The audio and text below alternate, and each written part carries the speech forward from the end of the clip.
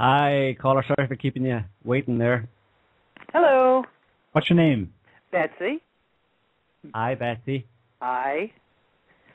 Well, Just enjoying y'all's radio show and Good. was responding to Laura's question about whether or not you've ever had an experience with a psychopath, and I've had quite a few.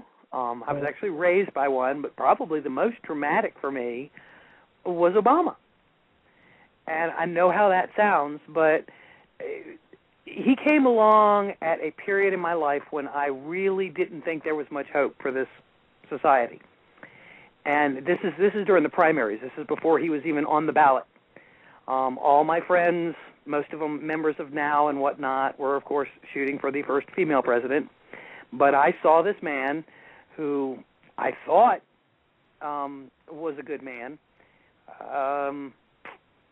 He had, he wasn't a career politician. He talked a good story. He talked a good line. I worked my butt off, all through the primary, all through the election. I really thought, here we have this. He's a man of color. He's not a part of the machine yet. I didn't think. I was afterwards, once he actually got in office, and I realized, my God, he's a complete psychopath. I'm still kicking myself. It's just, how could I, who has an entire lifetime of experience of dealing with pathological people, how could I have been that dumb?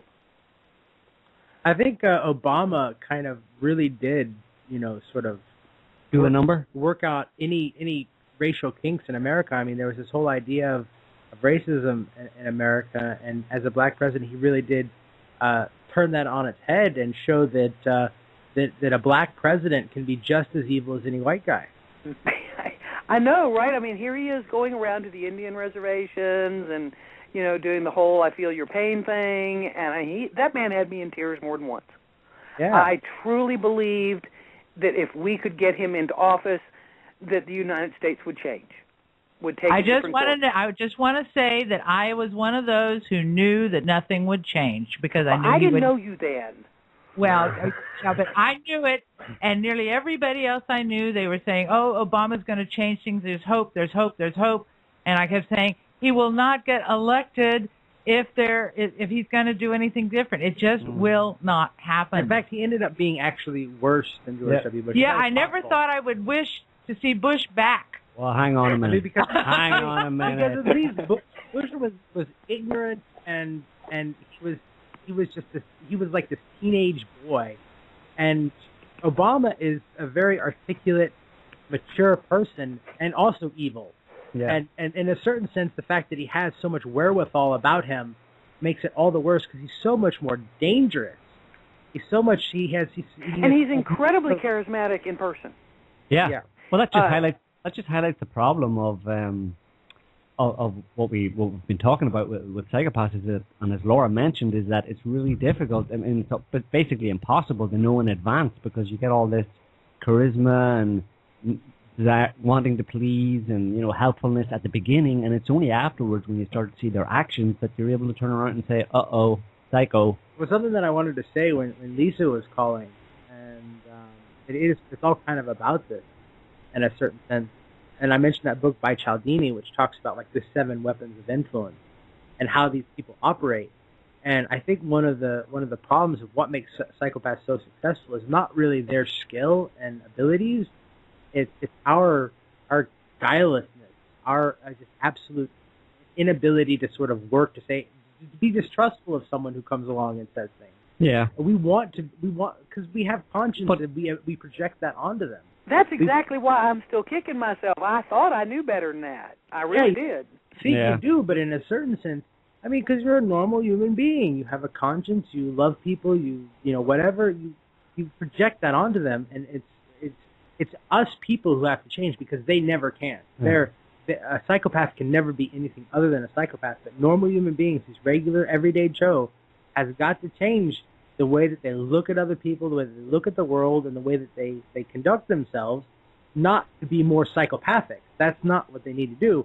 They need to be putting in a little bit more work and being a little bit more discerning and not kicking themselves when they get taken in because, that's what psychopaths do, Well, just to be clear, Betsy, that, when we say we or when Laura said that she knew Obama wasn't this kind of savior, what she's kind of saying is like, I mean, we didn't know based on all the things that were so appealing about him to everybody. They were appealing to us as well, but we had just decided quite a long time ago that anybody, as Laura said, anybody who gets elected isn't really the right stuff, you know, and that's been the case since JFK, basically. You know, when JFK tried to affect all this change and make the world and American society a better place, they shot him for it.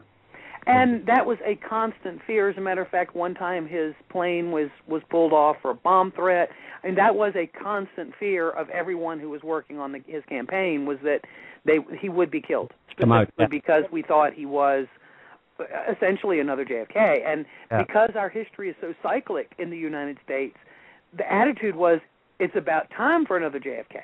It really is. Yeah, it was and awesome. we were afraid of that. We spent a lot of time, you know, waking up every morning wondering if he was still alive. But they worked that angle on you. See, the thing oh, is, did they? Work people like that. Like I'm sure that he would, you know, that his own people probably called in the bomb threat type of thing. I mean, I would suspect that because, you know, I've become ultra paranoid. If, you know, something like that happens, I'm going to think, oh, they called it in themselves. It was a PR thing, because that's the kind of stuff that they do. We thought maybe the one thing that might keep him alive was the fact that the black community would burn down every major city in the United States if he was assassinated. Right. I mean, it was that type of thinking that was going on during the primary. This man is the hope for our future, so obviously one of these corporations is going to try to kill him. Oh, look what happened when he gloriously stabbed the entire black community in the back by not changing a single damn thing and not, you know, keeping any of his promises. None of them, and not a one. See how they've reacted there. I mean, you have Eddie Griffin, you know, who says a few mean comments about him here and there in his comedy routines, but, you know, they've pretty much done nothing. Obama could not have been another JFK for one simple reason. He did not have Papa Joe. Oh, no, I mean, he didn't have Marilyn Monroe either. Yeah, Marilyn didn't get him into office. His daddy had a lot of money and a lot of people who owed him favors. Yeah. That's true, and a lot of our hope came from the fact that so much of his monetary support appeared to be coming from grassroots efforts. Of course, now no better, but... Well, I mean, grassroots efforts, I mean, the only way you're going to get elected, I mean, I don't know, I want to know how many people have watched the entire Evidence of Revision series. You can get it on Amazon cheap, but in there they talk about how voting was being fixed, I mean, way back when. There was no way that anybody could get elected whatsoever if they were not selected. Well, I think the clue that I had that Obama was going to be evil was the Obama girl. We got a call? Okay, we got a call, Betsy. It's nice talking to you, sweetie. Nice talking to y'all. Bye, Betsy. Bye-bye. Bye-bye. We have another caller, Joe? Yeah, we do, yes. Hi, caller. What's your name?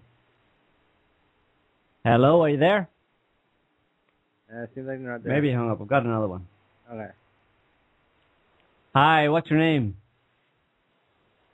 Hello? Can you hear me?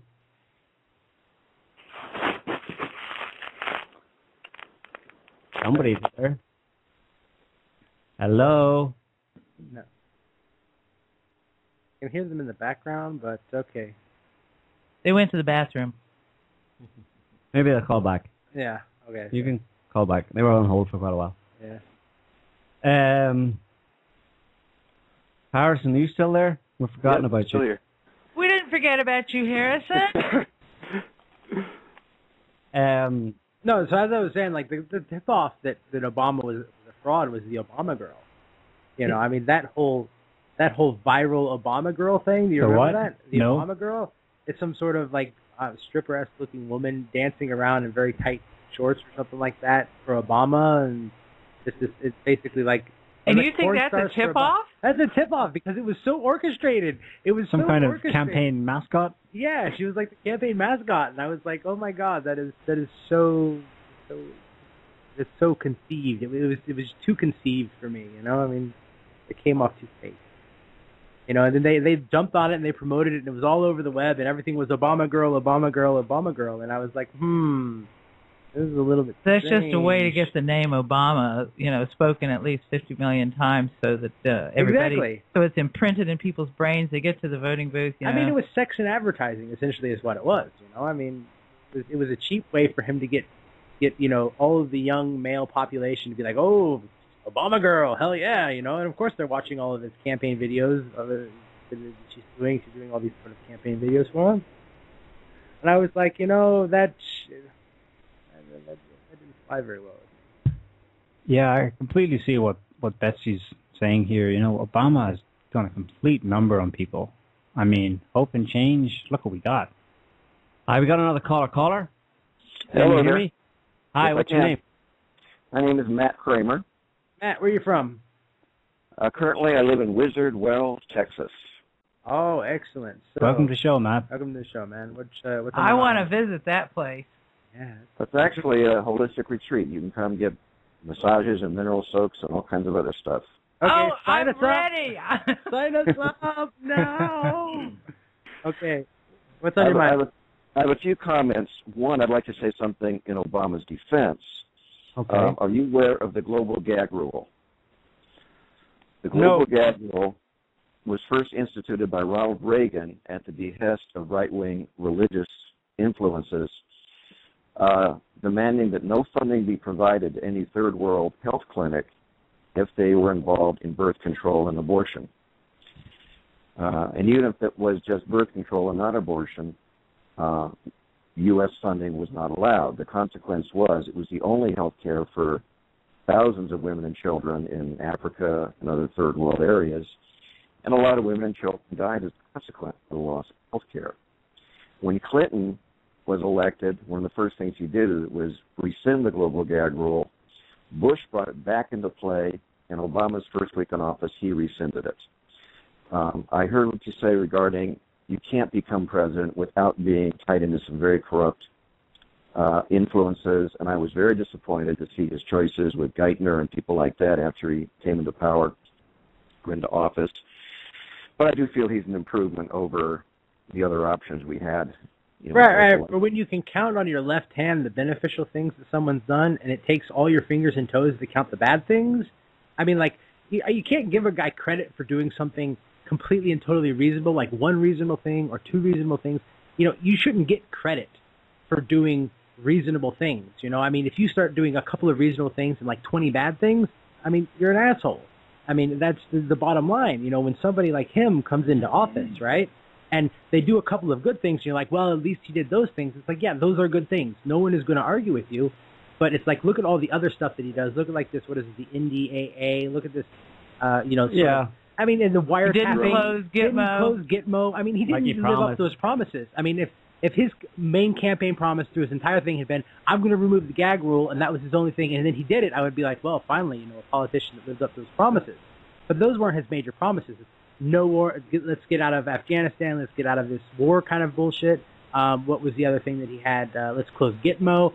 And now put everything back the way it was before Bush ruined it. Yeah, basically that was kind of the platform that that was the implied platform of him. His implied platform was, I'm going to undo all of the BS from George W. Bush. When he didn't do that, he didn't live up to his promises, and then and he made everything worse. He's done worse things than Bush. And now there are predator drones, patrolling U.S. airspace.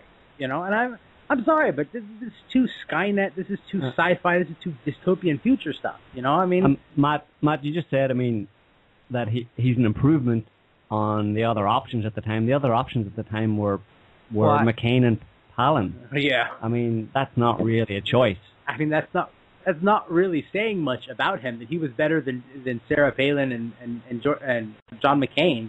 I mean, come on, Well, let me take the conversation. Let me take a tangent to another direction relative to that. All right. Going back to how psychopaths have influenced civilization. Mm-hmm. And I've been studying this for a long time. I believe that maybe 100,000 years ago, the traits of a psychopath may have helped humanity to survive in terms of...